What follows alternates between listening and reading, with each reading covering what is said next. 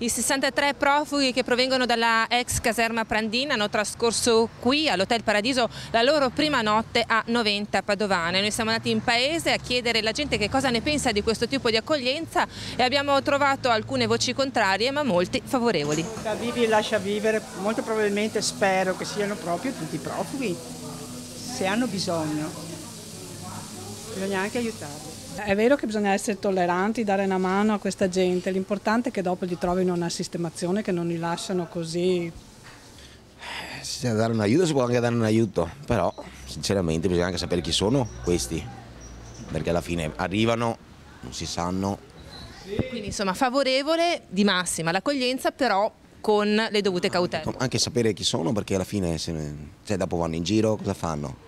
Basta che non facciano danni in giro, per me va bene, insomma bisogna accogliere, secondo me, bisogna accogliere, hanno bisogno, più di noi. È favorevole o contrario a questo tipo di accoglienza? Che idea si è fatta? Allora, dovrebbe essere un'accoglienza mirata come numero, cioè un numero che sia possibile assorbire. Dopo non sono io a decidere le quantità e le quote, però non si può neanche come dire, subire un'invasione. Io sono contraria, assolutamente contraria. Per quali motivi?